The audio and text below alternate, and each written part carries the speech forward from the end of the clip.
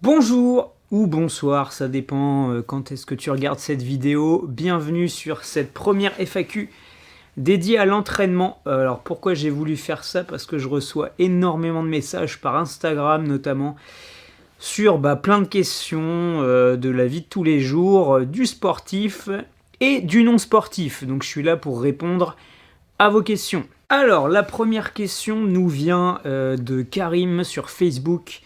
Karim Saki, vu mon grand âge, j'ai hélas des problèmes articulaires et j'ai pris du poids avec l'arrêt des compétitions, donc je m'entraîne beaucoup moins. Pour soulager mes douleurs, il faut que je perde du poids sans aggraver mes articulations. As-tu une idée? Merci d'avance. Déjà, merci pour ta question Karim. Donc pour recentrer un peu le personnage, Karim, c'est une ceinture noire de jiu-jitsu brésilien, grand compétiteur, grande personne qui met beaucoup de clés de bras et de triangles qui font mal. Alors, donc déjà, dans cette question, il y a énormément de choses différentes. On parle de perte de poids. La première chose pour une perte de poids, donc là, on dévie un petit peu, je vais vraiment en parler très succinctement. Il faut faire ce qu'on appelle un déficit calorique. Donc ça, on en parlera sur la deuxième vidéo, qui sera la FAQ sur la nutrition. Ensuite, pour les douleurs musculaires, il y a plein de choses différentes. On va essentiellement aller chercher, surtout en cette période Covid, où on s'entraîne plus forcément, on n'a plus forcément de salle pour s'entraîner, on n'a pas forcément de tatami pour s'entraîner chez soi, on n'a pas forcément de matériel. On a tendance à vouloir aller courir dehors, faire des pompes, des squats, etc. Mais il ne faut pas oublier que si ça fait longtemps que vous n'êtes pas entraîné, il faut retourner à un entraînement progressif. C'est pas parce que vous aviez un niveau de ouf avant que vous allez forcément le garder tout le temps. Donc ça après, ça dépend de vous, qui vous êtes, votre passé sportif. Si vous étiez sportif avant, que vous avez arrêté pendant 10-15 ans et que vous voulez reprendre maintenant, c'est sûr que ce ne sera pas la même chose que quelqu'un qui a arrêté pendant un mois ou deux, ou une semaine, ou peu importe. Tu m'as compris. Donc numéro 1, c'est vraiment d'y aller progressivement, c'est super important. On va pas se mettre à faire 20 km en 1h30, à courir dans tous les sens dehors, alors que ça fait 10 ans qu'on n'a pas été faire de footing. Ensuite, la deuxième chose, ça va être la fréquence des entraînements. La fréquence des entraînements, qu'est-ce que c'est? C'est le nombre de fois que tu vas t'entraîner sur une semaine, sur un mois, peu importe, ou même par jour, si vraiment tu as plusieurs entraînements dans la journée. Donc là c'est pareil, si ça fait longtemps que tu n'as pas fait de sport, ça va être compliqué de t'entraîner 2 fois par jour, à une manière intense et avec un gros volume. Moi ce que je te conseille Karim, c'est des fréquences d'entraînement moindres, donc dans un premier cas, peut-être 2 entraînements par semaine. Ça fait longtemps qu'on ne s'est pas vu, je sais pas à quel niveau tu es actuellement. Je sais que tu peux toujours me mettre des gros jujis et me faire mal, mais à côté de ça, je sais pas. Il faut que tu t'écoutes, c'est super important. Et surtout, ne pas se comparer avec qui on était sportivement parlant il y a de ça quelques mois, voire quelques années. Alors, je reviens un petit peu là sur ce que j'ai dit. Je parlais de volume et d'intensité. Donc ça, qu'est-ce que ça veut dire pour les néophytes? Le volume, sur une séance de musculation, ça va être le nombre d'exercices que tu vas mettre dans ta séance. Plus tu vas avoir d'exercices, plus ta séance va être longue. Et plus ton volume d'entraînement sera élevé. Et ça peut être aussi le nombre de séries que tu vas faire. Si tu cours par exemple, ton volume d'entraînement, ça va être le nombre d'heures que tu vas courir ou le nombre de kilomètres que tu vises dans un temps donné ou non. L'intensité c'est un peu dur à définir. Sur une course, ça va, c'est assez simple. Ça va être si tu sprints ou si tu fais un footing normal, entre guillemets, le nombre de kilomètres par heure à laquelle tu vas courir.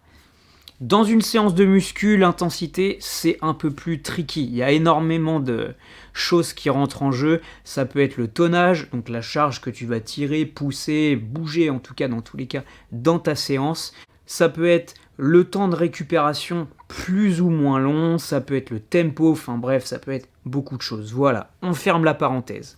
Donc, ce que je conseille pour les gens, pour Karim et les gens autres qui commencent à prendre du poids en ce moment et qui ne veulent pas se faire mal aux articulations pour une reprise d'entraînement, ça va être vraiment de trouver quelque chose déjà qui vous plaît. Ça peut pas forcément de la musculation ou quoi que ce soit, hein. Ou courir, si vous aimez pas courir, vous forcez pas. Le sport, ça doit rester un plaisir, c'est le truc numéro 1. Mais donc, c'est d'y aller de manière progressive, avec des volumes et des intensités de travail peu importantes au début, et ensuite vous vous adaptez à votre forme du jour et aussi à ce que vous avez fait en amont. Vous vous écoutez, c'est super important.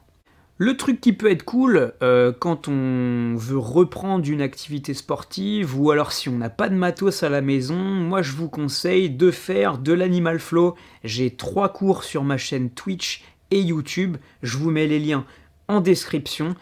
Essayez, c'est 3 cours de 1 heure chacun, c'est super. Essayez et dites-moi ce que vous en pensez dans les commentaires. Ensuite, on a une deuxième question de Navid qui nous vient de Suisse, qui est tour manager, promoteur, qui travaille dans le milieu de la musique. Comment se remettre au sport après des années de rien, sans se faire mal? Donc là, on revient un petit peu sur la question d'avant. Recréer des habitudes, des exercices faciles. Plein de gens me posent souvent la question suite à ma perte de poids importante.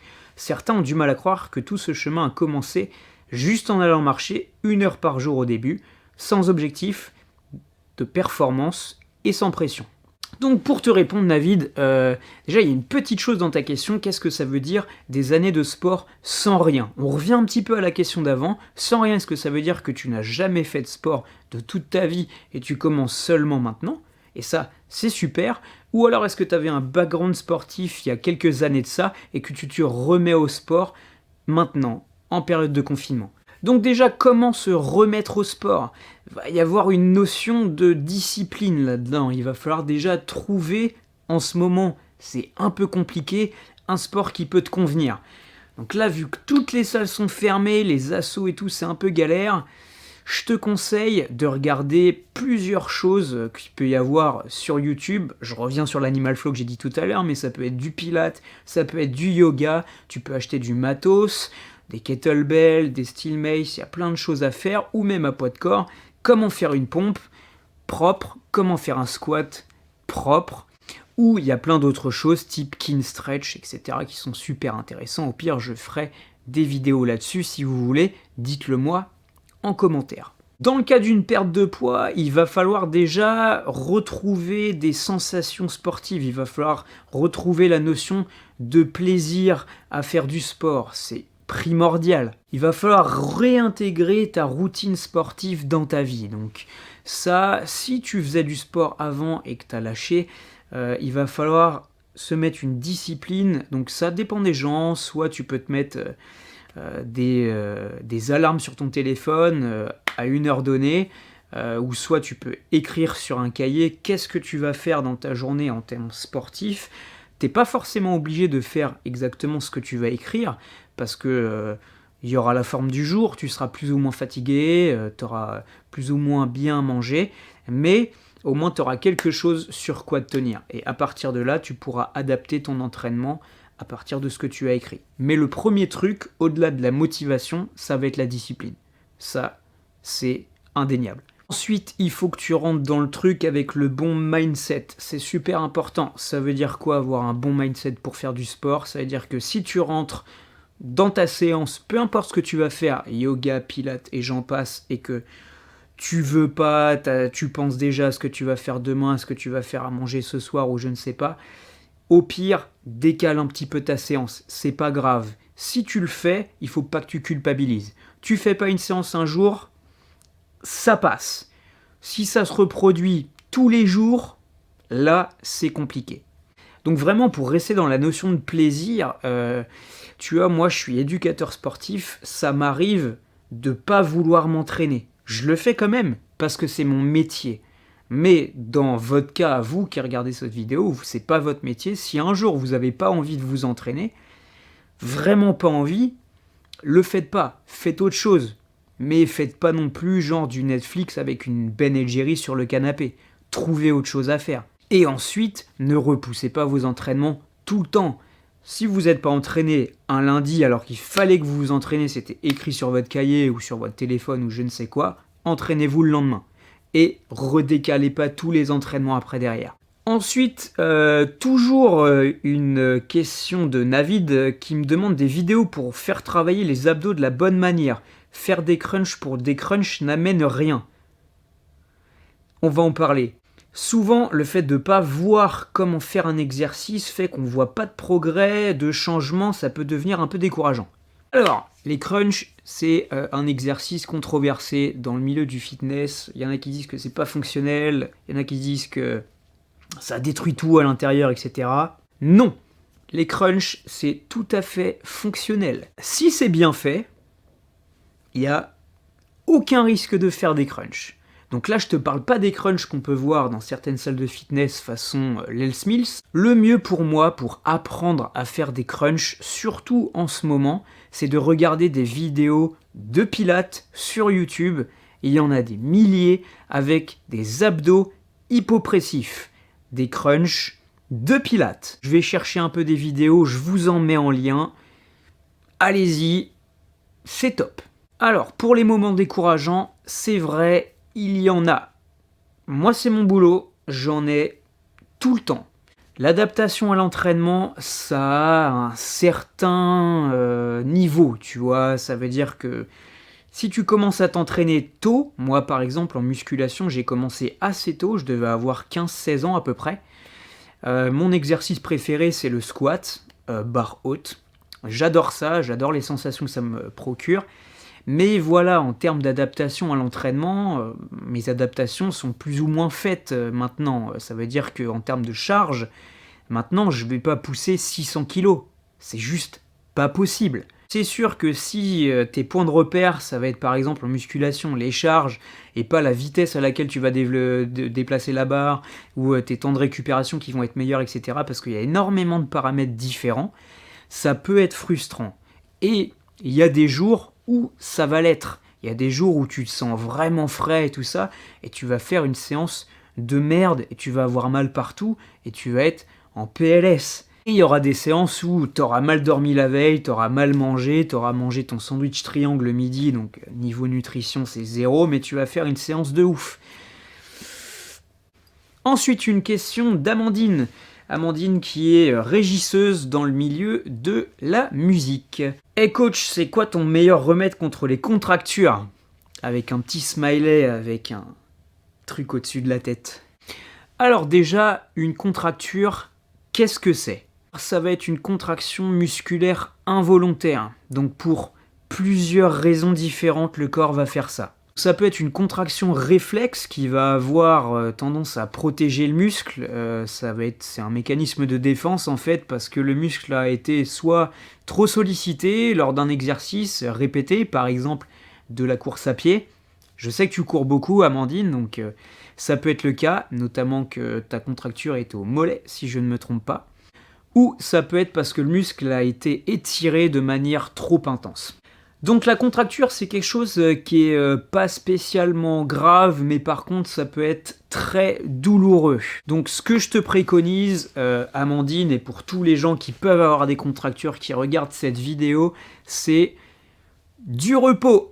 Du repos et du chaud à l'endroit où tu as ta contracture. Donc ça va avoir un effet, tu vois, tout de suite, quoi. Ça va te faire du bien sur le moment. Mais si tu mets du chaud et que ça va mieux sur le moment, ça peut peut-être aller un petit peu mieux quelques heures après et que tu retournes courir, ça va pas le faire. Faut vraiment du repos, du muscle touché, repos total. Donc par exemple, si tu t'es fait ça à la course, c'est un peu compliqué de recourir derrière une contracture au niveau du mollet droit. Pas hésiter à mettre un linge chaud sur l'endroit où tu as ta contracture et au bout de 15-20 minutes, quand le linge refroidit, remets-le dans l'eau chaude et refais le truc 2-3 fois. Donc je le dis, mais ça tombe sous le sens, un linge pas trop chaud, sinon tu te brûles. Alors par contre, dans les contractures, il y a un truc, tout à l'heure c'est vrai que là j'ai dit que c'était pas trop grave et c'est par contre très douloureux. Tout dépend de l'endroit où vous avez votre contracture. Je vais prendre mon exemple, j'ai eu une très grosse contracture il y a 2 ans, de ça à peu près, un peu plus de 2 ans maintenant, au niveau des trapèzes moyens et rhomboïdes, donc c'est au niveau du dos en fait, entre les omoplates. Et en fait la contracture était tellement importante, elle était surtout sur la gauche, que je n'arrivais plus à avoir une inspiration complète et à avoir la cage thoracique qui s'étend avec mon inspiration tout simplement. Donc c'était très compliqué, je ventilais très mal, et là dans un cas comme ça, c'est une contracture, ça peut paraître bête, mais c'est les urgences quoi. Donc pour la petite anecdote, urgence, ils m'ont donné un myorelaxant, donc c'est un décontractant musculaire, ça devait être de l'Acupan je crois, j'ai pris ça, j'étais bien défoncé pendant 3-4 heures après, j'ai bien dormi, et le lendemain, nickel. Une autre question de Marion. Marion, merci pour ta question, qui est une sportive depuis quelques années, qui fait du sport en salle et qui court aussi, je crois. Une amie qui est super cool. Mythe versus réalité, que ce soit dans le domaine du sport ou de l'alimentation, ou les deux. Vous avez 4 heures. Alors, donc, vu qu'on est sur la FAQ entraînement, je vais parler d'un mythe que je pense tout le monde connaît. Le cardio fait maigrir. Mythe ou réalité? Eh bien, réalité. Le cardio fait maigrir. Alors, là, si j'ai des coachs qui regardent la vidéo, mais tu peux pas dire ça, c'est pas possible, et tout. Tranquille. Donc le cardio fait maigrir, oui, dans certains cas. C'est-à-dire que si vous n'avez pas fait de sport depuis très longtemps et que vous vous mettez à courir assez régulièrement, et encore une fois, je reviens de manière progressive, vous allez avoir des adaptations physiologiques, c'est indéniable. Si vous avez une certaine densité de masse musculaire, votre corps va puiser dans cette masse pour pouvoir produire de l'énergie, pour fournir cet effort qui n'est pas naturel, quelque chose que vous n'allez pas faire tous les jours. Dans un cas comme ça, le cardio fait maigrir. Je mets dans le cardio essentiellement le truc que tout le monde fait quasiment et tout le monde peut faire, le jogging. Parce que pourquoi? C'est un sport que tout le monde peut faire, tu peux faire ça dehors, c'est pas cher, tu t'achètes une paire de chaussures, t'as pas besoin d'abonnement à la salle, etc. Mais courir sur un tapis, c'est à peu près pareil. Après, si tu commences à taper sur de l'assault bike ou du rameur, etc., c'est des intensités de cardio complètement différentes, avec une résistance. Donc là, on part sur autre chose. Là, je mets vraiment ça de côté, moi. Ensuite, je vais parler aussi de la musculation, parce que le cardio, c'est bien, mais pour perdre du poids, la musculation, c'est mieux. Alors, je te dis pas ça parce que c'est mon métier, que j'ai un truc à te vendre. Là, d'ailleurs, tu vois, tu regardes la vidéo, je te vends rien du tout. C'est juste parce que plus t'es musclé, plus ton corps, il va dépenser de l'énergie par jour, donc des kilocalories. Alors, par jour, c'est pas de minuit à minuit le lendemain, hein, ça fonctionne pas comme ça, un corps. Mais plus t'es musclé et plus ton corps, il va utiliser de l'énergie pour pouvoir subvenir à ses propres besoins. Que ce soit pour digérer, pour respirer, pour penser, pour rêver, enfin bref, pour faire plein de choses et pour faire tes mouvements de ta vie de tous les jours. Que ce soit marcher, en allant au travail et aussi faire du sport. Plus tu vas être musclé, plus ton métabolisme basal va être élevé. Le métabolisme basal, c'est quoi? C'est en gros ce que ton corps va devoir consommer par jour en kilocalories pour pouvoir subvenir à ses propres besoins. Donc ça, c'est quelque chose qui est vraiment théorique, le métabolisme de base, hein. C'est quelque chose qui est très difficilement quantifiable, étant donné qu'il faut que tu sois limite allongé, les yeux fermés, pas que tu fasses un seul mouvement, même pas ça, parce que ça te coûte de l'énergie dans ton corps. Tu fais rien, tu respires et tout, voilà, les trucs de base que ton corps a besoin de faire pour que tu vives et survives. Donc ça va être toute l'énergie que ton cerveau a besoin pour fonctionner, tes reins, ton foie, ton estomac, tes poumons, enfin tu m'as compris. Donc ce métabolisme de base, plus tu es musclé, plus il va être élevé, donc plus ton corps va brûler des calories, des kilocalories par jour, pour pouvoir subvenir à ses propres besoins. Donc plus tu as un métabolisme de base élevé, plus tu es à même de perdre de la masse graisseuse. Après, là, on va entrecouper un tout petit peu avec de la nutrition et on revient un peu à la question numéro 1 de Karim. Pour perdre du poids, le cardio, c'est cool, la muscu, c'est cool, mais le numéro 1, c'est le déficit calorique.